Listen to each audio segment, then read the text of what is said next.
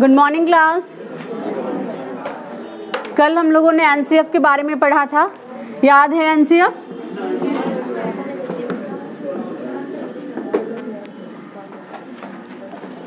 कुछ बताइए एनसीएफ क्या है?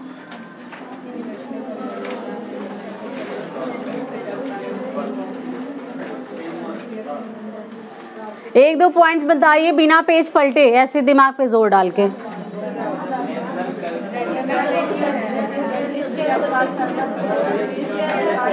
ऐसे बताइए नहीं, एक एक करके बताइए। अच्छा, एक मिनट, इसके सिद्धांत क्या हैं?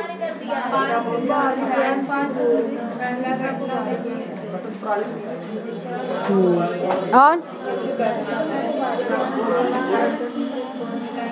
मतलब बस एक दो पॉइंट छोड़ के बाकी सब गायब। चलिए ठीक है, कोई बात नहीं। आज देखते हैं आरटी 2009। इसके बाद अभी आपको फिर कंपैरेटिव स्टडी करवा देंगे एनसीएफ 2005 का और आरटी 2009 का। पहले देख लीजिए आरटी 2009 है क्या।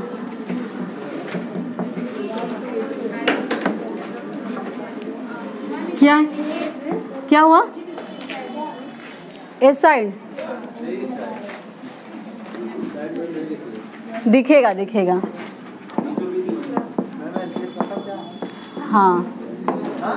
हाँ कल आए थे कि नहीं? देखिए क्या है, राइट टू एजुकेशन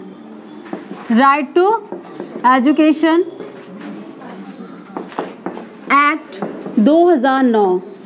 कहने का मतलब है शिक्षा का अधिकार अधिनियम, शिक्षा का अधिकार अधिनियम 2009। जैसा कि आप सब जानते हैं कि जब संविधान का निर्माण हुआ, कब हुआ संविधान का निर्माण? कब हुआ? 26 नवंबर 1949। तब जब वहां बात की गई थी शिक्षा की, तो शिक्षा क्या था? एक ऐच्छिक अधिकार के रूप में था। ऐच्छिक अधिकार के मतलब इच्छा के रूप में शिक्षा, इच्छा पे निर्भर करता था। आपकी इच्छा है तो एजुकेशन लीजिए, आपकी इच्छा है तो नहीं लीजिए। अभिभावक की इच्छा है तो आपको एजुकेशन प्रदान कर सकता है, अभिभावक की इच्छा नहीं है तो वो आपको एजुकेशन नहीं देगा। वो बालक का अधिकार नहीं था, वो क्या था? एक ऐच्छिक अधिकार था। लेकिन जब आपका संविधान में 86वां संशोधन हुआ, 86 संशोधन हुआ, कब हुआ? 2002 में। और 21A के तहत, जो कि आपका संविधान का भाग 3 है। क्या है? भाग 3 पार्ट 3 है, जिसमें जो है शिक्षा को क्या किया गया है? अनिवार्य बताया गया है। कहने का मतलब शिक्षा क्या है? मूल अधिकार है। क्या है शिक्षा? मूल अधिकार। बिल्कुल। क्या हुआ? 21A में शिक्षा का अधिकार मौलिक अधिकार बनाया गया था। 51A में जो जोड़ा गया है वो क्या है? अभिभावक के ऊपर ये कहा गया है कि आपको बालक को, आपका ये दायित्व है, ये आपका कर्तव्य है कि आप बालक को शिक्षा मुहैया करवाइए। जो प्रारंभिक शिक्षा है, प्रारंभिक शिक्षा कितनी कक्षाओं की? 1 से 8 तक। एलिमेंट्री एजुकेशन की बात की गई है। एलिमेंट्री एजुकेशन मतलब प्रारंभिक शिक्षा, और प्रारंभिक शिक्षा कहने का अर्थ है कक्षा 1 से 8 तक। यहाँ बात कही गई है 6 से 14 वर्ष के बालकों के लिए। तो जो 14 वर्ष का बालक होगा वो जनरली 8 में पढ़ेगा, है ना? तो यहाँ बात कहाँ तक, किन कक्षाओं तक की गई? कक्षा 1 से 8 तक की। 86वें संशोधन जो 2002 में हुआ था, उसमें आर्टिकल 21A को जोड़ के शिक्षा को मूल अधिकार के रूप में जोड़ा गया। और वहां से क्या हुआ? ये सरकार का, राज्य सरकार, केंद्र सरकार दोनों का दायित्व बना कि वो बालक जब तक 14 वर्ष का नहीं हो जाता उसे जो है एलिमेंट्री एजुकेशन दिया जाए। और जब संविधान बना था उस समय जब शिक्षा ऐच्छिक रूप में था, तो ये वहाँ पे उद्देश्य था कि जो बालक की शिक्षा है, 6 से 14 वर्ष की शिक्षा है, वो 10 वर्षों के अंतर्गत उसकी जो है प्रारंभिक शिक्षा पूरी करा दी जाए। बात समझ रहे हैं? जब संविधान का निर्माण हुआ, संविधान में ये कहा गया, संविधान किस उद्देश्य से बना है? संविधान का उद्देश्य क्या है, किस लिए वो बनाया गया है संविधान?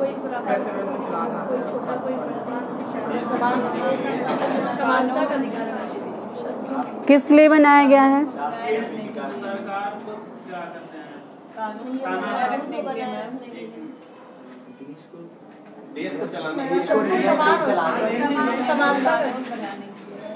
देखिए क्या कहता है, we the people of India, सबको भाईचारे का अधिकार, सबको स्वतंत्रता का अधिकार, जो विभिन्न प्रकार के अधिकार हैं वो सारा जो है सभी नागरिकों को एक समान रूप से देता है। ये जो है अधिकार ये बताता है कि कोई भी सरकार किसी भी नागरिक का ये अधिकार नहीं ले सकता और किस अनुसार वो अपने शासन को चलाएगा, है ना। वो एक छत्र अधिकार अपना सिर्फ अपना शासन नहीं लगाएगा, वो जनता को केंद्र मान के जो भी नियम जो भी फैसले करेगा और उसी के आधार पे पूरे राज्य या पूरे देश का निर्वहन करेगा। तो वहाँ पे क्या है, सभी जातियों का, सभी धर्मों का, समुदायों का, सभी की लिबर्टी, सबकी धर्म की स्वतंत्रता, शिक्षा की स्वतंत्रता, सारी चीज़ें उसमें बताई गई हैं। विभिन्न प्रकार के उसमें आते हैं कि कहाँ किसका कितना क्षेत्र अधिकार है, कौन क्या करता है, किसको क्या करने पे क्या सज़ा मिलती है, विभिन्न सारी चीज़ें बताई गई हैं। और आप जानते हैं कि जो भारत का संविधान है वो विश्व का सबसे बड़ा संविधान है और सबसे लचीला संविधान है। जितना संशोधन यहाँ पे होता है इतना संशोधन और कहीं नहीं होता। तो क्या बात कर रहे थे, तो यहाँ बताया गया कि यहाँ ये मूल अधिकार जोड़ा गया। जब मूल अधिकार जोड़ा गया, एनसीएफ 2005 बनाया गया। क्या बनाया गया? एनसीएफ 2005। कई एनसीएफ आपके बने हैं, वो आपका एक बार 75 में, 88 में, 2000 में और 2005 में बना। तो इसमें यही बनाया गया कि किस, कब, क्या और कैसे पढ़ाना है। ये सारी चीज़ें तो उन्होंने बता दिया कि कब क्या कैसे पढ़ाना है, लेकिन वो क्या नियमतः लागू नहीं हो पा रहा था। जो उद्देश्य था सभी बालकों को, 6 से 14 वर्ष के सभी बालकों को शिक्षा जो अनिवार्य रूप से देना था, निःशुल्क रूप से देना था, उस उद्देश्य तक नहीं पहुंच पा रहे थे। तब यहाँ पे क्या किया गया, 2009 को बनाया गया, जिसके तहत क्या है, दंड का प्रावधान है। एनसीएफ जो भी कहता है उसमें दंड नहीं है, उसमें बताता है कि आपको ऐसे ऐसे इस प्रकार से शिक्षा देना है। लेकिन आरटीई क्या कहता है, अगर आप ऐसा नहीं करते हैं तो आप क्या होंगे, दंड के भागीदार होंगे। बात समझ रहे हैं? यहाँ पे ये बताता है कि दंड का प्रावधान है और बालकों को हर प्रकार से उन्नत शिक्षा की तरफ ले जाना है। बात समझ में आ रही है कि ये एक तो पूरी तरीके से ये शिक्षा कैसी होगी, बाल केंद्रित शिक्षा होगी।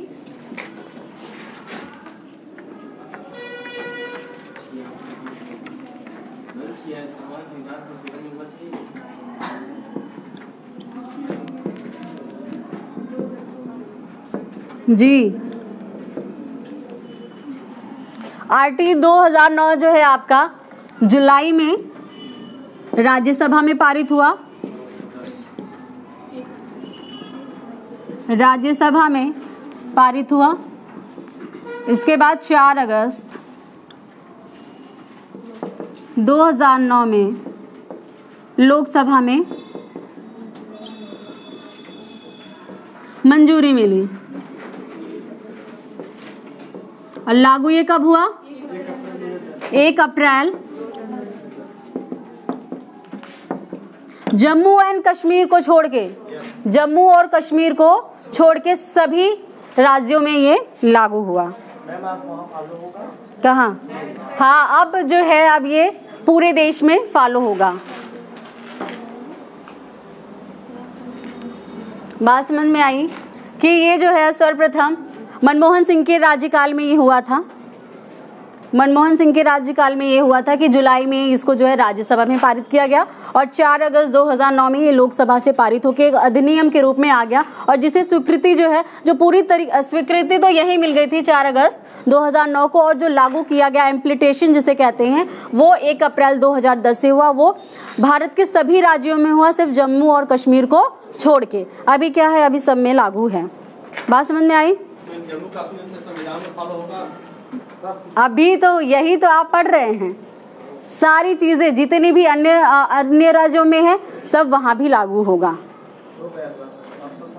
अब सारी चीजें क्या हैं, पूरा एक देश बन गया है ना। जो उसे विशेष अधिकार का दर्जा मिला था किस धारा के अनुसार? अनुच्छेद, धारा नहीं, अनुच्छेद 370 के अनुसार उसे जो है विशेष राज्य का दर्जा मिला था। वो अपने नियम कानून स्वयं बनाता था, उसमें जो है केंद्र सरकार का कोई हस्तक्षेप नहीं होता था। लेकिन अभी क्या है, जब से ये नियम बना आपका 2009 में, तब से ये क्या हो गया, सारे नियम जो केंद्र सरकार के होंगे सभी राज्यों पे लागू होंगे, वही नियम जो है आपका जम्मू एंड कश्मीर पे भी लागू होगा। तो आइए देखते हैं इसमें क्या क्या बातें कही गई RT 2009 में। सर्वप्रथम इसमें बताया गया, जैसा कि जानते हैं शिक्षा समवर्ती सूची में रखा गया है ना। समवर्ती सूची मतलब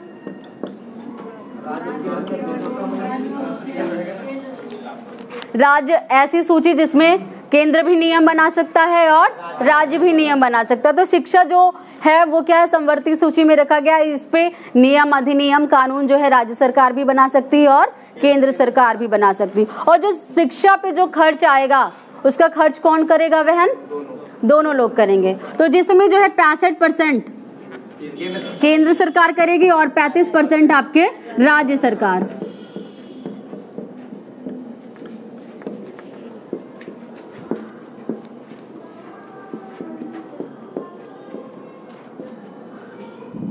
क्या होगा, जितना भी शिक्षा का भार आता है, खर्चा आता है, उस पर व्यय होता है, उसमें से जो 65% होगा वो कौन देगा?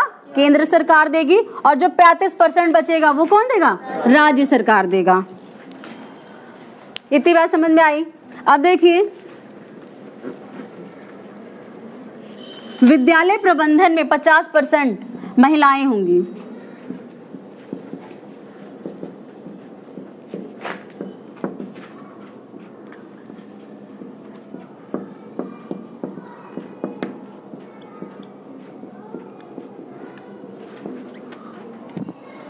बात समझ रहे हैं कि जब आप पढ़े थे एजुकेशन पॉलिसी, जब आपने पढ़ा था 1992, उसमें आपने देखा था कि वहाँ 50% महिलाओं की उपस्थिति अनिवार्य था। कहने का मतलब जितने भी आपके टीचर होंगे, अगर 3 टीचर हैं उसमें से 50% महिलाएं होंगी तो कैसे होगा? 1.5 कैसे होंगे?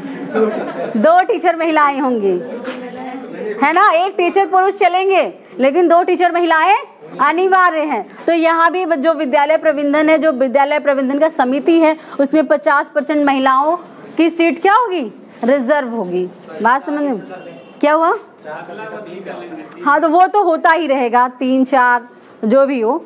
तो और शिक्षा को जो है मौलिक अधिकार प्रदान करने वाला भारत 135वां देश है। क्या है? 135वां देश है भारत, जो शिक्षा को मौलिक अधिकार के रूप में प्रोवाइड कराता है।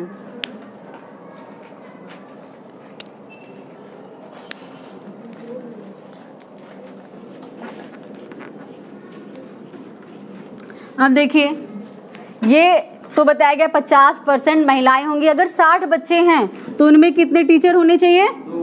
2। 61 से 90 के बीच में कितने टीचर होने चाहिए? 3। 91 से 150 के बीच में है, कितने टीचर होने चाहिए? 4। अब यही संख्या जो अब अगर आपके बच्चे 150 प्लस हैं तो कितने होने चाहिए? 5 टीचर प्लस 1 प्रधानाध्यापक। क्या होना चाहिए? ये टोटल संख्या है और ये क्या है? 90 से 150 है। बात समझ रहे हैं? ये क्या है? ये पूरा 1 से अगर किसी विद्यालय में 150 बच्चे हैं तो वहां पे क्या 5 टीचर और एक हेडमास्टर, जिसे आप क्या कहते हैं? प्रधानाध्यापक होना अनिवार्य है। और प्रत्येक टीचरों के लिए एक कक्ष, साथ में एक प्रधानाध्यापक के लिए कक्ष होना अनिवार्य है। ये कौन प्रावधान देता है? RT 2009। और देखिए, जब NCF बना और अब इससे पहले जो शिक्षा नीतियां आई उसमें तो ये प्रावधान दिया गया था कि कम से कम 2 कमरा होना चाहिए, ब्लैक बोर्ड होना चाहिए, 2 टीचर होने चाहिए और विभिन्न प्रकार की वहाँ पे सामग्रियाँ होनी चाहिए जो शिक्षा में यूज होती हैं। लेकिन वहाँ ये नहीं कहा गया था कि अगर नहीं होता तो आपको सजा मिलेगा। लेकिन यहाँ पे क्या है? अगर नहीं है तो आप क्या होंगे? दंडित किए जाएंगे। यहाँ पे क्या करता है? दंड का प्रावधान देता है। और स्कूल क्या हुआ? शिक्षा मित्र राइट टू एजुकेशन फॉलो करता है? क्या शिक्षा मित्र राइट टू एजुकेशन फॉलो करता है? शिक्षा मित्र पूर्ण रूप से राइट टू एजुकेशन फॉलो करता है? शिक्षा का मतलब पालन करता है? पालन तो करता ही, क्यों नहीं करता? शिक्षा मित्र, ये शिक्षा मित्र भी तो कभी बच्चे हैं, तो ये बच्चों के लिए ये राइट टू एजुकेशन अधिनियम बनाया गया है 2009, स्पेशली 6 से 14 वर्ष के सभी बालकों के लिए। हाँ, क्या है, जो डिसेबल्ड है, जो क्या है दिव्यांग है, उनके लिए क्या यही क्या किया गया है 6 से 18 वर्ष।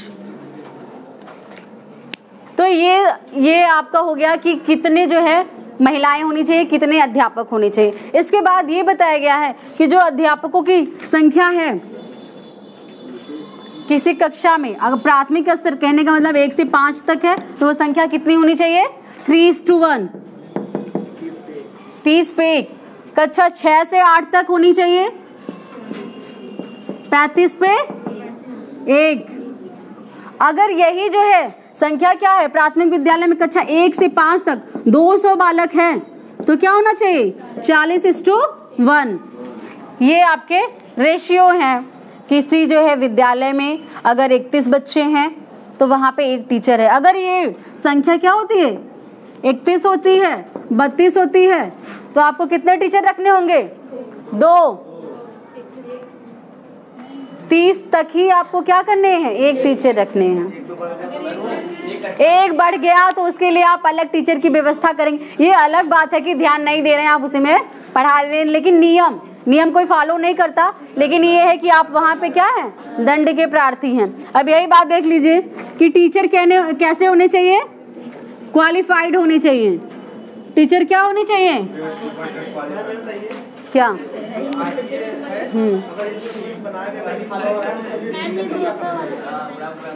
अगर किसी प्राथमिक विद्यालय में बच्चों की संख्या 200 से अधिक है तो वहाँ पे टीचर कितने होंगे? टीचर और बालकों का रेशियो क्या होगा? 40:1।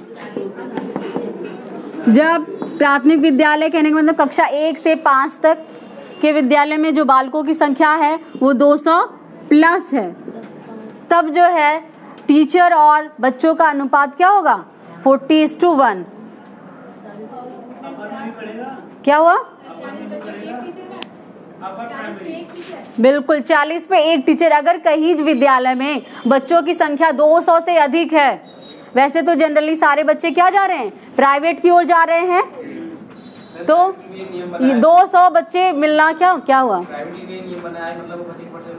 हाँ बिल्कुल, इसमें ये भी आपका बताया गया है कि ये जो सरकारें हैं, जो सरकारी स्कूलें हैं, वो क्या करेंगी? निःशुल्क शिक्षा प्रदान करेंगी सभी कक्षा 1 से लेके 8 तक के बच्चों को। और इसके साथ ये भी बताया है कि जो प्राइवेट स्कूल हैं वो 25% बच्चे, जितना भी उनका स्ट्रेंथ है, जितने भी 4000 5000 बच्चे उनके कॉलेज में पढ़ रहे हैं, स्कूल में पढ़ रहे हैं, उसमें से वो जो 25% सीट है वो क्या है? जो आर्थिक रूप से कमजोर हैं उनके लिए रिजर्व होना चाहिए। या आप कह सकते हैं कि वो लोग भी क्या करेंगे? बालक को निःशुल्क शिक्षा प्रदान करेंगे जो आर्थिक रूप से कमजोर हैं।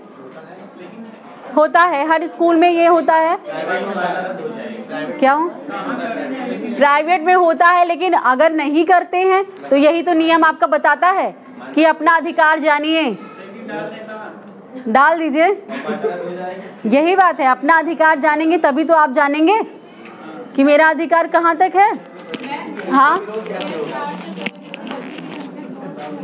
हाँ, उसका तो जिक्र नहीं है। तो यहाँ पे क्या 25% रिजर्वेशन है कि अगर और कोई भी स्कूल, कोई भी कॉलेज किसी भी प्रकार का शुल्क बालक से नहीं लेगी। अगर लेता है तो उस पे क्या लगेगा? जुर्माना लगेगा 10,000। ये उसका जुर्माना कितना लगेगा? जितना आप फीस कलेक्ट करते हैं उसका 10 गुना जुर्माना आपको देना होगा। जितना आप फीस कलेक्ट करते हैं उसका 10 गुना जुर्माना आपको देना होगा। अगर कोई मान्यता प्राप्त स्कूल नहीं है, कोई स्कूल है रन कराए जा रहे हैं, उसको मान्यता नहीं मिली है, अगर उसको नोटिस आती है तो उसे 10,000 रुपया क्या करना पड़ेगा? देना पड़ेगा जुर्माना के रूप में। जो किसी भी स्कूल के मानक बनाए जाते हैं, एक नॉर्म्स बनाए जाते हैं जिसे आप कहते हैं औपचारिकता, है ना, फॉर्मेलिटीज़ जिसे आप कहते हैं कि वो जो फॉर्मेलिटीज़ होती है हर स्कूल को पूरी करनी पड़ती है, जिसे आप नॉर्म्स कहते हैं या मानक कहते हैं। अगर उस मानक को कोई स्कूल पूरा नहीं करता है, उसको मान्यता नहीं मिलती है, तो वो क्या करेगा, 10,000 रुपये का भुगतान उसे करना पड़ेगा। और इसके बाद भी अगर नोटिस जाने के बाद भी अगर वो बंद नहीं कर रहा है, रोज चला रहा है स्कूल, तो उसे 10,000 रुपया पर डे देना पड़ेगा।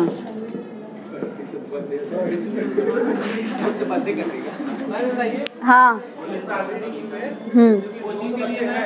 कोचिंग जो प्राइमरी स्कूल में अध्यापक हैं वो बिल्कुल भी कोचिंग नहीं देंगे। हाँ, उसके लिए आप BSA को लेटर लिख के देंगे, वहाँ से जो है ऊपर जाएगा। ये जो है अगर काम नहीं सुना जा रहा है तो आप क्या उच्च अधिकारियों तक जाएंगे, उच्च अधिकारी में आप मुख्यमंत्री या शिक्षा मंत्री तक जाएंगे। वहाँ से इस नियम के तहत कोई ना कोई टीचर आपको प्रोवाइड किया जाएगा। आपको 3 महीने के अंदर बालकों के लिए शिक्षक का व्यवस्था आपका करना आपका कर्तव्य है कि बालक अगर कोई स्कूल खोला जाता है तो 3 महीने तक आप उसको किसी तरह ऐसे वैसे कर सकते हैं, लेकिन 3 महीने के बाद आप पे कड़ाई से पेश आया जाएगा। ये अलग बात है कि शिक्षकों की बहुत कमी है, लेकिन कहीं हो नहीं रहा है। तो ये क्या है कि अगर आप मान्यता प्राप्त स्कूल नहीं है, आप स्कूल चला रहे हैं, अगर नहीं है पता तो ठीक है चलाइए, अगर पता चल गया तो आपको जुर्माना 10,000 देना पड़ेगा। अगर इसके बाद भी आप नहीं मान रहे हैं तो आपको 10,000 पर डे देना पड़ेगा। इतनी बात समझ में आई? क्या ये 10,000 नोटिस आ गया तुरंत आपको देना पड़ेगा। और फिर जब से नोटिस आ गया और आप तब से स्कूल नहीं बंद कर रहे हैं, जब से सीलिंग का आपका नोटिस आ गया तब से पर डे जितने दिन तक आप चलाएंगे 10,000 उसमें ऐड होता जाएगा। क्या? हाँ, चला सकते हैं। अगर बहुत इनकम है तो आप 10,000 दे के चलाइए।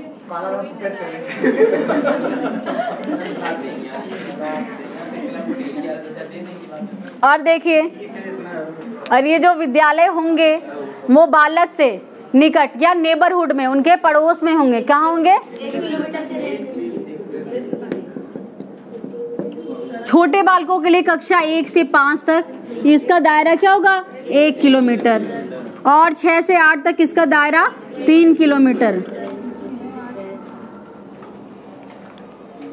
अगर गांव में एक मतलब बहुत बच्चे हैं, सब प्राइवेट में जा रहे हैं, एक बच्चा अगर खाली है, कहने का मतलब उसे एजुकेशन नहीं मिल रहा है, तो वहाँ का जो है राज्य सरकार केंद्र सरकार दोनों जिम्मेदार होंगे कि बालक को वहाँ एक स्कूल और एक टीचर का व्यवस्था करें, है ना। अगर बालक के माँ बाप अपना अधिकार जानते हैं, अगर वो चैलेंज करते हैं कोर्ट में जाके, तो वो क्या करेगा? उसे एक विद्यालय एक टीचर का व्यवस्था उसे मिलेगा। किसके द्वारा? और क्या हुआ? अगर स्कूल नहीं है तो या तो छात्रावास या तो बस की व्यवस्था। हाँ, ये क्या है आपका कि अगर इन स्कूल की व्यवस्था नहीं हो पा रही तो छात्रावास। छोटे बच्चों को कौन छात्रावास में डाल रहा है? ये आपका 6 से 8 वाले बच्चों के लिए है कि अगर वहाँ पे नहीं हो रहा है तो छात्रावास या किसी भी साधन की व्यवस्था की जाए जिससे बालक क्या आसानी से वहाँ आ जा सके। नहीं, नवोदय विद्यालय आपका क्या कह सकते हैं कि एक बधुआ मजदूरी है। क्या है? बधुआ मजदूरी मतलब एकदम आपको बांध देंगे कि आपको वहीं रहना, वहीं खाना, वहीं पढ़ना। पूरा हॉस्टलाइजेशन है कि आपको बाहरी दुनिया से बस खेल के लिए बाहर ले जाएंगे, है ना। वैसे वहाँ पे बालकों का विकास बहुत पूर्ण तरीके से या उत्तम तरीके से होता है। नवोदय विद्यालय के बालकों से आप मिलेंगे तो हम लोगों से ज़्यादा विकसित वो होते हैं, है ना। उनका सर्वांगीण विकास किया जाता है, एक साथ जो है बोलने का, भाषा का, खेलने का, हर प्रकार का संप्रेषण कौशल उनका विकसित होता है। क्या अपवाद नहीं होते क्योंकि वो सिलेक्टेड बच्चे ही जाते हैं वहाँ पे। कहाँ से? नवोदय से? अरे तो 1-2 लोग तो चलते हैं उसमें जुआड़ वाले। जैसे कि नवोदय विद्यालय 6 से लेकर इंटर तक है।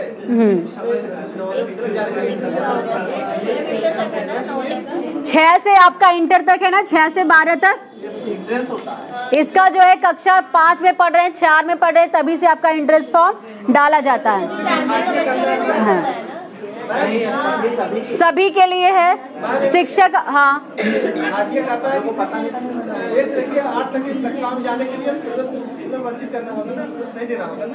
हाँ वो तो ठीक है, खिलाफ नहीं है ये जो है ये अलग से उसका ब्रांच है।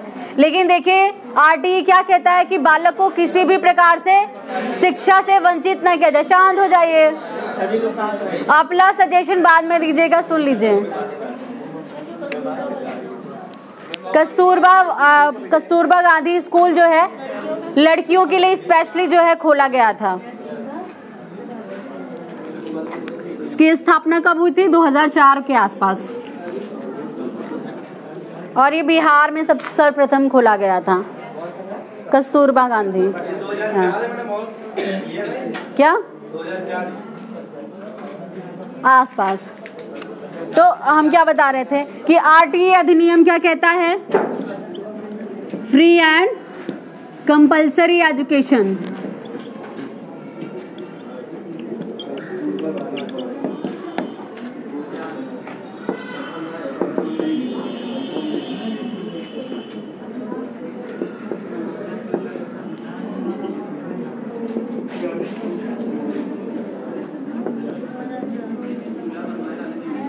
निःशुल्क में कहने का मतलब किसी भी प्रकार का कोई फीस नहीं देना है।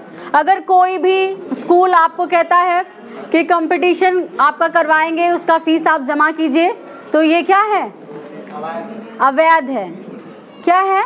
ये पूरी तरीके से अवैध है। बालक को कहीं भी एडमिशन से लेके, कंपटीशन से लेके, बुक के लिए या किसी भी चीज़ के लिए 1 रुपया खर्चा नहीं करना। वो पूरी तरीके से क्या है? आपका निःशुल्क है। दूसरा अनिवार्य है। अनिवार्य कहने का मतलब है कि बालक को किसी भी प्रकार से शिक्षा से वंचित न किया जाए, वो चाहे जिस जाति का हो, चाहे जिस धर्म का हो, जिस समाज से हो, चाहे जिस रंग का हो, चाहे जिस स्तर का हो, चाहे जिस क्षेत्र का हो। बात समझ रहे हैं कि जाति, धर्म, समाज, रंग, स्तर, क्षेत्र, किसी भी आधार पे बालक को शिक्षा से वंचित नहीं करना है। ये नहीं है कि अगर कोई क्या हुआ, लिंग से आप कोई उसका वो नहीं, लेकिन फिर भी मान लेते हैं कि किसी भी लिंग का है तो उसे आप क्या करते हैं? रोक नहीं सकते, है ना। लेकिन ये क्या है, जहाँ पे गर्ल्स का ही कॉलेज है तो कहाँ वहाँ बॉयज़ का एडमिशन हो जाएगा? तो ऐसा नहीं हो, मानसिकता रहता है कि ये नहीं पढ़ेगी, हमारे नहीं जाएगी। नहीं, वो चीज़ अब नहीं है। जब शिक्षा का अधिकार हो गया तो ये भी आप कह सकते हैं कि लिंग के भी उस पर आपको भेदभाव नहीं करना है। जैसा कि आपके जो है राइट टू इक्वालिटी में दिया गया है, समान कार्य के लिए समान वेतन, है ना। उसमें ये स्पेशली कहा गया है कि जितना पुरुष पा रहा है उतना महिला भी पाएगी। तो ये जो है लिंग भी एक बड़ा मुद्दा है जो इसके तहत आता है एडमिशन के। पहले क्या था, आज़ादी के समय जब लड़कियों का जब नामांकन हुआ उसमें गिनती हुई तो क्या मिला? लड़कियों का जो नामांकन संख्या था वो मात्र जो है 12% था। क्या आप पढ़े हैं? तभी तो ये क्या है, जैसे जैसे इनकी हायर एजुकेशन होती जाती है, लड़कियां क्या होती हैं? एजुकेशन से दूर होती जाती हैं, है ना। अभी आप अपने समाज में देख रहे हैं कि 10 तक तो कुछ संख्या ठीक है, 5 तक सभी बच्चे एक समान पढ़ते हैं, है ना। गांधी जी के एजुकेशन सिस्टम में भी यही था कि 5 तक तो बालक और बालिकाओं को समान शिक्षा दीजिए, इसके बाद 6 से क्या कीजिए, बालिकाओं को अलग व्यवसाय के लिए नहीं, उसे आप क्या कहते हैं, जैसे गृहस्थ वाली जो शिक्षा होती है, home science, exactly home science की शिक्षा के लिए उन्होंने बताया था कि बालकों को क्या, बालिकाओं को होम साइंस की शिक्षा दी जाए और बालकों को अन्य व्यवसाय के बारे में सिखाया जाए कक्षा 6 से। तो वही चीज़ें क्या, बालिकाओं का जैसे जैसे वो कक्षा 10 में पहुंचती हैं संख्या कम हो जाती है, 12 में पहुंचती हैं और कम हो जाती है, कई सारे उसमें कारण होते हैं, स्कूल दूर है या फिर घर की क्या स्थिति है या फिर समाज का क्या है। तो ये विभिन्न प्रकार की चीज़ें आती हैं जो बालिकाओं को शिक्षा का अवरोधन करती हैं, जिसके लिए बहुत सारे आपके प्रोग्राम चला गया है, जिसमें से वुमेन एम्पावरमेंट सबसे सर्वोपरि है। बात सुन रहे हैं? बात मत करिए।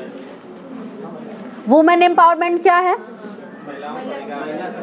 महिला सशक्तिकरण। उसमें यही बताया गया है कि महिलाओं को क्या करिए, हमेशा जो है आगे रखिए, इज्जत तो दीजिए, हमेशा आगे रखिए। क्या है पहले क्या है, महिलाओं को क्या करते, तुम चुप रहो, तुम महिला हो। अभी भी बहुत सारे समाज में ऐसे मुद्दे आ जाते हैं कि जहाँ पे अगर महिला बोलना शुरू करती है तो कहते बहुत बोलती हैं, है ना? क्यों? महिलाओं को अधिकार नहीं है? ये कानून से अधिकार है कि आप बोलिए। तो ये ठीक है, ये मान लीजिए, ये दूसरी बात हो गई। आप आइए अपने उस पे, यहाँ पे अनिवार्य शिक्षा की बात की गई, जाति धर्म रंग समाज, ये सारी चीज़ें, तो ये दूसरा आधार होगा।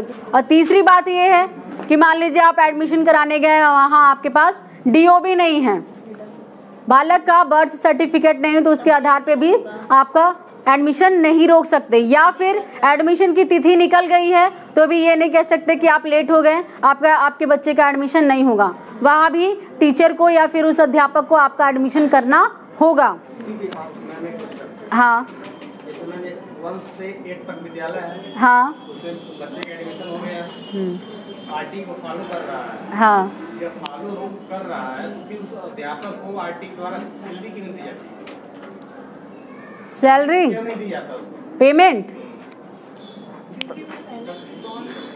क्योंकि अब ये देखिए, ये सारी चीज़ें एक जैसे फॉलो नहीं हो पाती है ना। जब तक आपको अपना अधिकार नहीं पता रहता आप वहाँ तक नहीं जाते, या फिर बहुत सारी ऐसी चीज़ें दिक्कतें आ जाती हैं जिनका आप क्या करते हैं, कोई नियम है उसको आप 100% क्या करते, लागू कर लेते हैं। 60% भी लागू करना बहुत बड़ी बात होती है। जब बनता है तो बहुत तेज़ी से लागू होता है, फिर क्या हो जाता है, धीरे धीरे वो क्या हो जाता है, फैंटेड हो जाता है, शिथिल पड़ जाता है। तो यहाँ भी होता है कि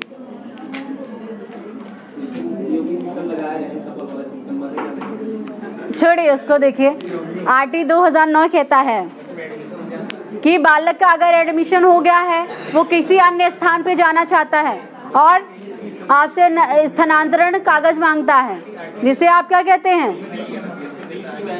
DC कहते हैं, TC। और आपका होता है, क्या हुआ, इतना क्यों बात कर रहे हैं? आप लोग पढ़े हैं RTE? तो अपने से इतना डिस्कस कर ले रहे हैं।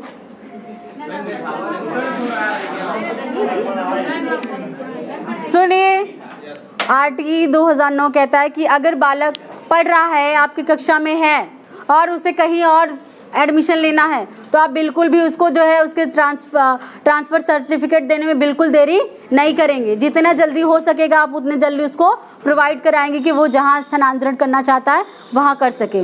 दूसरी बात, आप जो है कक्षा 1 से 8 तक बालक का किसी भी प्रकार का मतलब एग्ज़ाम नहीं लेंगे, कॉम्पिटिटिव एग्ज़ाम आप नहीं रखेंगे, और कक्षा 1 से 8 तक बालक को आप फेल नहीं करेंगे। जो एग्ज़ाम का प्रावधान है वो कब से है, कक्षा 9 से है। बात समझ रहे हैं कि बालक को किसी भी कक्षा में किसी भी प्रकार से रोकना नहीं है, फेल नहीं करना है। जैसा कि आप पढ़े होंगे 1929 में हटांग कमेटी आई थी, वहाँ पे 2 बातें उन्होंने कहा था। क्या कहा था, wastage and stagnation, wastage and stagnation कहने का मतलब क्या है, अपव्यय और अवरोधन।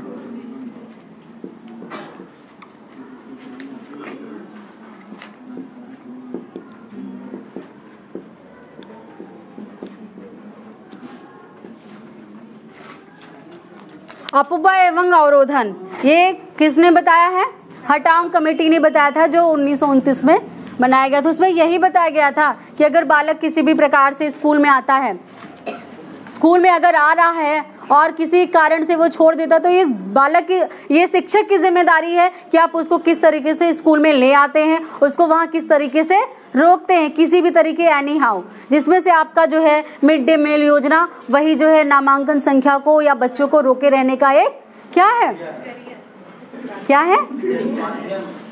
माध्यम है ना, कि एक तो क्या होता है बालक को पोषण मिलता है, दूसरा क्या है वो स्कूल में टिका रहता है। टिका रहने के लिए आप जो भी संभव प्रयास कर सकते हैं, टॉफी से, बिस्किट से, कोई भी अन्य चीजें जो बालक को वहां तक रोक सके, आप वो सारी चीजें कर सकते हैं।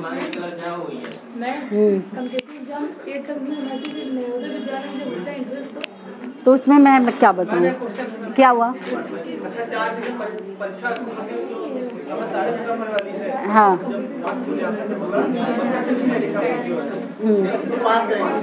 बालक को आप किसी भी प्रकार से नहीं रोकेंगे। वो बालक अगर कुछ भी नहीं लिख रहा है फिर भी आप उसको पास करेंगे, है ना। कब तक पास करेंगे? कक्षा 8 तक। नकल नहीं मारने देंगे। और एक बात है, बालक को फेल नहीं करना है, लेकिन बालक के जितना भी रीडिंग रिकॉर्ड है, लर्निंग रिकॉर्ड है, उसको आप रखेंगे। लर्निंग रिकॉर्ड मतलब जो नामांकन संख्या है, किस कक्षा में क्या पढ़ा, कितना पढ़ा, जो विभिन्न प्रकार की है, क्या दिया, ड्रेस दिया, कॉपी दिया, कलम दिया, जो विभिन्न प्रकार के उसके चार्ट हैं, जो उसका रिकॉर्ड्स हैं, सब जो है टीचर के पास लिखित होना चाहिए। ये नहीं कि ये बच्चा पढ़ के निकल गया, उसके बारे में कोई अता पता नहीं है।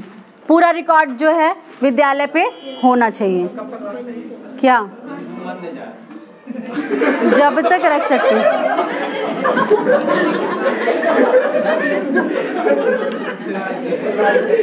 कब तक? क्या? जब आप मान लीजिए आप एग्जाम दे दिए जो है कक्षा 5 का, पहले ऐसे सर्टिफिकेट बनता था, है ना, जब टीसी लेने जाते थे, क्योंकि ज्यादातर यही प्रावधान था कि आपका हर समय जो है ट्रांसफर नहीं हो सकता, आप 5 पास करिए, 8 पास करिए या 9-10 पढ़ लीजिए, तब ऐसा होता था। अभी क्या है, आप 9 दूसरे में पढ़िए, 10 दूसरे में पढ़ सकते हैं, है ना। क्योंकि बहुत सारी समस्या ऐसी आती थी, माँ बाप का ट्रांसफर हो गया, बच्चे की पढ़ाई क्या हो गई, 1 साल बर्बाद हो गया, फेल नहीं हो गया, बर्बाद हो गया, ब्रेक हो गया। जो बीच में ये ब्रेकिंग वाला हो गया था प्रोसेस, उससे बच्चों का बहुत नुकसान हो जाता था। तो उसको क्या देखते हुए इसमें संशोधन किया गया कि अगर बालक जो है कक्षा 9 पढ़ रहा है, अगर 10 में कहीं और पढ़ना चाहता है तो ही कैन फ्री, वो जा सकता है। तो ये किसके अधिकार के किसके अधिनियम के अनुसार है? शिक्षा के अधिकार के अधिनियम के अंतर्गत आता है। तो ये विभिन्न प्रकार की चीजें हैं जो क्या करता है, आरटीई आपको प्रोवाइड कराता है ना। और क्या चीज?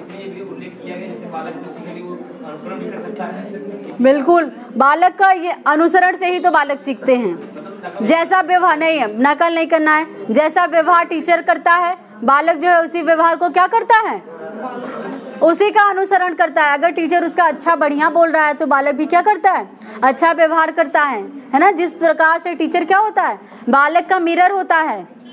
बालक जो है अपने टीचर में अपने आप को देखता है कि मैं भी ऐसा बनूंगा, ऐसा पढ़ूंगा, ऐसा करूंगा। वो अलग की बात है कि जैसे जैसे बड़ा होता है, समाज का विस्तार होता है, तो सोच भी उसकी बदलती रहती है, लेकिन उसका क्या होता है, शुरुआत वो अपने टीचर से ही करता है। वही टीचर ही उसका प्रेरणा स्रोत होता है। तो ये आप देखिए जरा आरटीई में और एनसीएफ में अंतर क्या है। क्या?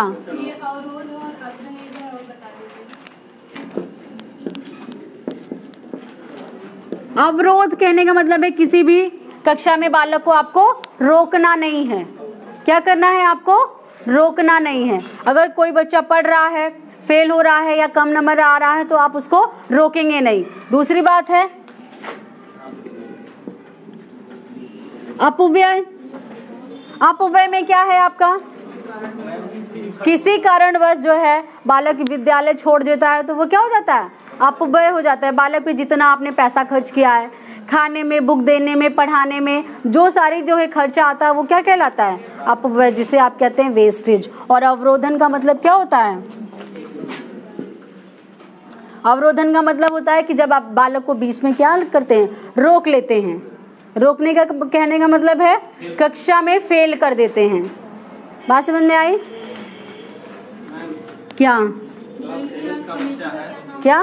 क्लास 7 का बच्चा है, हाँ, विद्यालय में कोई इलीगल काम कर देता है, उसमें विद्यालय की प्रक्रिया क्या होगी? हाँ, ये भी बात, ये तो चीज पॉइंट में सुना था। क्या किसी भी प्रकार का आपको दंड देना नहीं है, वो चाहे शारीरिक हुआ चाहे मानसिक। क्या करेंगे? आप बालक को बुलाएंगे, उसके बारे में पता लगाएंगे ऐसा उसने व्यवहार किया क्यों, उसका कारण जानेंगे और मनोवैज्ञानिक कोई चीज़ें करके आप उसको उसका काउंसलिंग करेंगे, आप उसको समझाएंगे, आप उसको किसी परामर्शदाता से मिलवाएंगे, काउंसलर से मिलवाएंगे कि आखिर प्रॉब्लम क्या है। अगर कोई बालक ऐसा गलत काम करता है तो ज़रूर वो सामवेगिक रूप से अस्थिर होगा, और जब सामवेगिक रूप से अस्थिर होगा तो आप उसे काउंसलर से मिलवाएंगे। अगर सर मर्डर कर दिया तो क्या? तो उसके लिए तो है ना गृह सुधार, ये आपकी जिम्मेदारी नहीं है, आप सजा नहीं दे सकते किसी को। टीचर की ये बात नहीं कि वो सजा देगा, वो कानून है आपका, उसने जो अपराध किया है वो कानून उसको सजा देगा, टीचर बिल्कुल नहीं। किसी भी प्रकार का शारीरिक दंड नहीं देना है। अगर आप बच्चे को पीटते हैं, आप बालक को मार दिए, एक दो झापड़ गलत काम किया, अगर वो आपके खिलाफ जाता है कोर्ट में तो आपको सजा मिलनी ही मिलनी है। लेकिन मैम टीचर नहीं मार सकता, लेकिन बालक टीचर को मार सकता है। हाँ बिल्कुल नहीं, इसमें कोई सजा नहीं है। तो बालक को उसके लिए आप जाएंगे, कहेंगे कि हाँ बालक का ऐसा व्यवहार है, तो उसके लिए आपका BSA, BSA ऊपर के अधिकारी सब उसमें आप सोचेंगे, विचारेंगे, हो सकता है उसे बाल गृह सुधार में भेज दें कि इसका ऐसा व्यवहार है, इसकी ऐसी हरकत है। तो और मानसिक रूप से भी आप उसको बालक को प्रताड़ना नहीं देंगे, ये नहीं कि मार नहीं पा रहे खूब उसको कर दिए, क्या कर दिए, प्रताड़ित कर दिए कि तुम ऐसा तुम हरकत करोगे, सबके साथ नहीं बैठे देंगे, क्लास से निकाल देंगे। तो ये भी सारी चीजें क्या है, मानसिक दंड है। सुनिए, बनारस में एक कोचिंग थी, आपने नाम सुना होगा, नाम नहीं लेंगे, नाम बाद में आप लोग सुनिएगा। हाँ, वहाँ कोचिंग में क्या हुआ, एक लड़की थी, उसने फीस जमा कर दिया, अब उससे को समझ में नहीं आ रहा था और वो क्या कहे कि मुझे मेरा फीस वापस दे दीजिए। तो उसके टीचरों ने कहा फीस तो आप वापस नहीं मिलेगा, आपका मन हो पढ़िए, नहीं तो आप जाइए। तो वो बच्ची जा रही थी रोते हुए, अरे ये कोई 6th-7th की थी, तो वो रोती हुई जा रही थी। एक पुलिस वाले उससे मिले और उन्होंने पूछा क्यों रो रही है, तो उसने बताया कि ऐसी बात है, मैं बहुत गरीब हूँ, अब मेरे पास इतने और पैसे नहीं कि मैं किसी और कोचिंग में ज्वाइन करूँ और यहाँ का मुझे कुछ समझ में नहीं आ रहा है। तो पुलिस ने कहा ठीक है, आप जो है कंप्लेन लिखा दीजिए, ये होगा। तो वो जाती है अपने घर पे फादर को लेकर कंप्लेन लिखवा देती, स्कूल वाले उसको बुलाते बच्ची को, और इसके बाद जो है फादर को अलग बैठाते हैं, बच्चे को ले जाके उसको इतना मतलब मानसिक रूप से प्रताड़ित करते हैं, पता नहीं क्या बोलते हैं कि बच्चा 10 मिनट बाद क्या हो जाती है, बेहोश हो जाती है, बच्ची बेहोश हो जाती है। उसके पिता फिर लेके जाते हैं, कंप्लेन में करवाते हैं, और इसके बाद क्या है, आज नतीजा वो कोचिंग बंद हो गई। इतनी बड़ी कोचिंग थी, आप लोग देखिएगा पता चल जाएगा। पहले जैसे एडमिशन ले जाओ उसमें किताब लोग नीचे लिखवा लेते हैं क्या कि आपको पैसा फिर वापस नहीं मिलेगा, आप सोच समझ के एडमिशन लीजिए। हाँ तो वो ठीक है ना, तो स्टैम्प पे लिखवाया नहीं गया था ना। उस बच्चा जो है इतना सामर्थ्य नहीं था कि वो समझ सके कि कौन सी कोचिंग सही है कौन सी नहीं सही। 7 कक्षा 7 में जब बच्चा पढ़ रहा है तो उसको कितनी बुद्धि होगी। आप जो है उसको मानसिक रूप से इतना प्रताड़ित कर दिए कि वो बेहोश हो गई। तो ये सारी चीज़ें क्या हैं, कानूनन अपराध हैं, किसी को मानसिक या शारीरिक प्रताड़ना देना।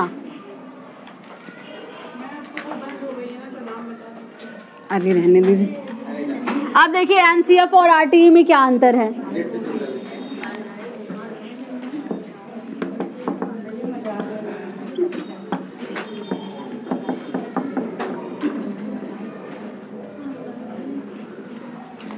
देखिए एनसीएफ क्या करता है, दस्तावेज पूरा प्रस्तुत करता है। क्या करता है, पूरा दस्तावेज प्रस्तुत करता है, कब क्या कैसे पढ़ाना है। और आरटीई उसी को क्या करता है, लागू करता है, दंड का प्रावधान करता है कि जो इसका फॉलो नहीं करता है वो क्या होगा, दंड का प्रावधान होगा। और एनसीएफ क्या करता है, 1 से 12 तक के पढ़ाई का वकालत करता है। यहाँ पे वकालत किसका करता है, कक्षा 1 से 8 तक। यहाँ पे क्या करता है, 1 से 12 तक के पढ़ाई का वकालत करता है, यहाँ कक्षा 1 से 8 का वकालत करता है। एनसीएफ 2005 में कक्षा 1 से 12 तक की पढ़ाई का वकालत किया जाता है, और कक्षा 1 से 8 तक जो है आरटीई उसका वकालत करता है। बात समझ में, वकालत करने का मतलब प्रावधान देता है या बताता है कि आपको 1 से 12 तक के बारे में विभिन्न प्रकार की चीज़ें बताता है कि कैसे क्या करना है, इम्प्लीमेंटेशन क्या ले आने हैं, सजेशन क्या है, सुधार क्या ले आना है, व्यवस्था कैसी होनी चाहिए। वही बात आरटीए बताता है यहाँ पे क्या करता है, दंड के साथ बताता है। अगर आप ऐसा नहीं कर रहे हैं तो आपको दंड मिलेगा। यहाँ पे दंड का कोई प्रावधान नहीं है।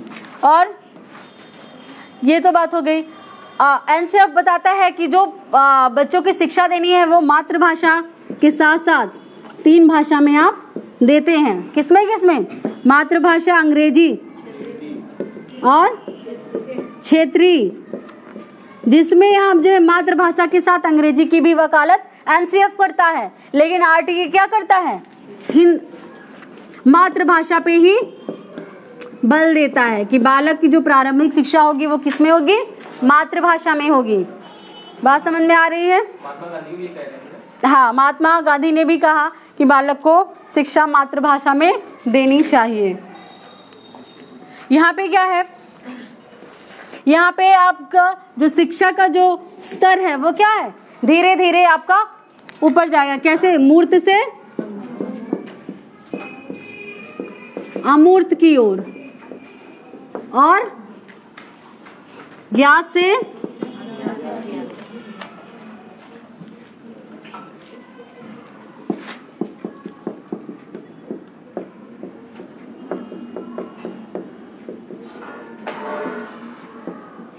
ये क्या होता है, वैज्ञानिक दृष्टिकोण की ओर बढ़ता है। और यहाँ पे कैसे सोचना है, मनोवैज्ञानिक।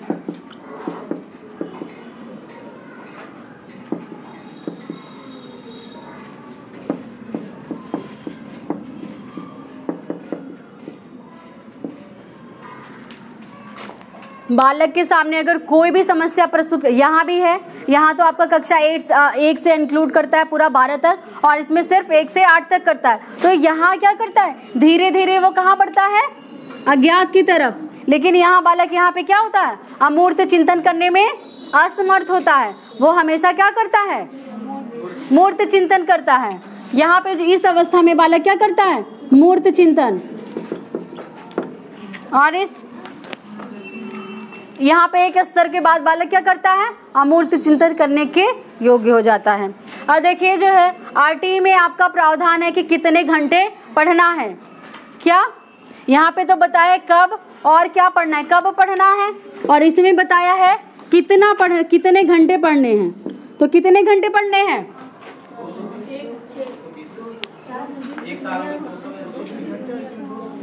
वो तो आपके कार्य दिवस हुए, वो आपके कार्य दिवस हुए। 1 साल में आपको 800 घंटे पढ़ने हैं।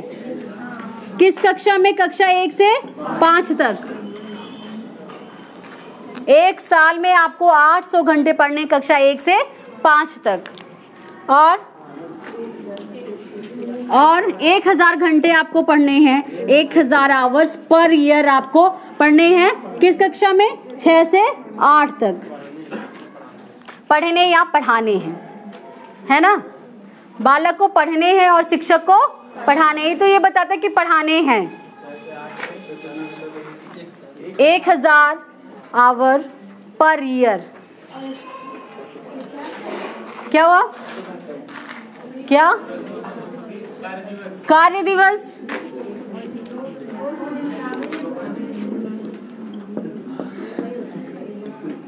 कार्य दिवस में आपका क्या है, 200, और एक कक्षा 1 से 5 तक 200, और ये आपका 220 कक्षा 6 से 8 तक।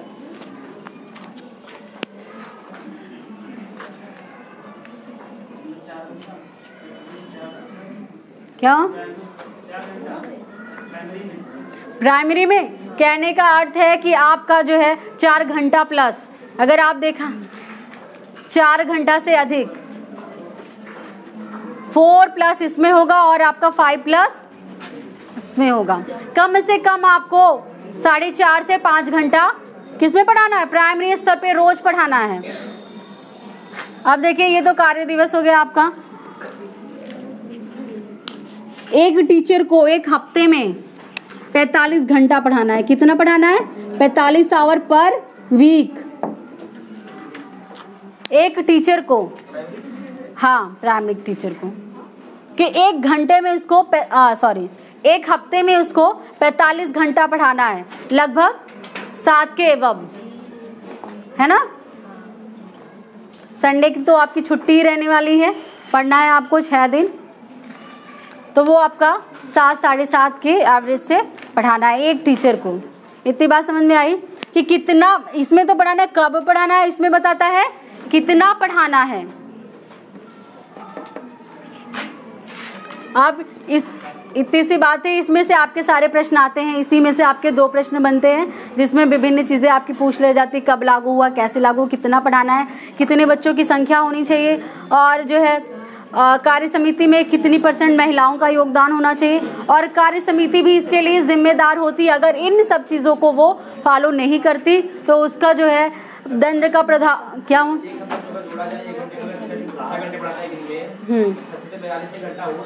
तो भाई तो कह रहे हैं 7 के लगभग, एक दिन जो है 7, एक टीचर की बात हो रही है, एक दिन की बात नहीं हो रही है। ये मत सोचिएगा कि एक दिन में बच्चे को 7 घंटा पढ़ाना है, ये टीचर को एक दिन में इतना पढ़ाना है। बात समझ रहे हैं, एक दिन में एक टीचर को 7 घंटा पढ़ाना है कम से कम। कोई क्वेश्चन?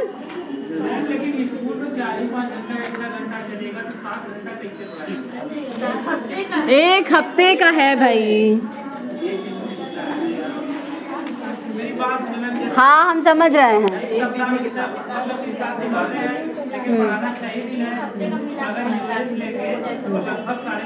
देखिए 1 मिनट, मिनिमम यहाँ एवरेज बताया गया है कि बालक को 4.5 घंटा मिनिमम पढ़ाया जाएगा, मैक्सिमम आप कितना भी पढ़ा सकते हैं।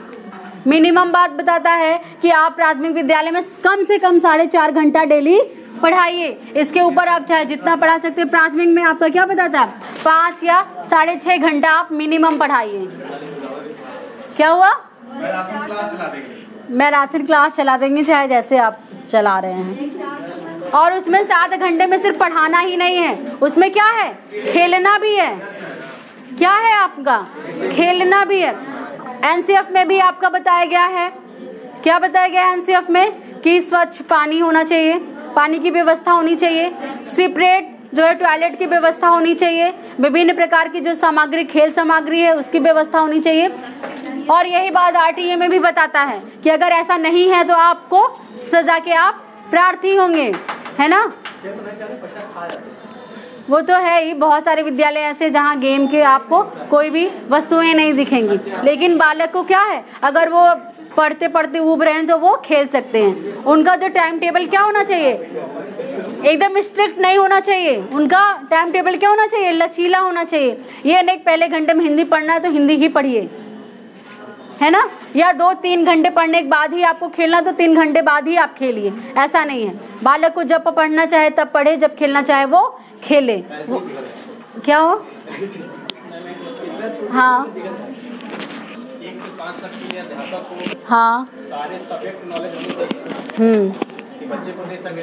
एनसीएफ कहता है उसके बाद 6 से 8 तक के मतलब अध्यापक के लिए उसके लिए भी सारे सब्जेक्ट पार्टिकुलर सब्जेक्ट नहीं। आप जो जब कक्षा 6 से 8 तक की बात आ रही है तो उसमें आप देखते हैं ना, सारे विषय हैं आपके, हिंदी, गणित, विज्ञान, सामाजिक विज्ञान, समाजशास्त्र, विभिन्न प्रकार के आपके जो है सामाजिक विज्ञान में ही सारे विषय आ जाते हैं, है ना। तो अगर सामाजिक विज्ञान, सामाजिक ज्ञान नहीं होगा टीचर को तो अपने विषय का ज्ञान होने का मतलब भी कुछ नहीं है।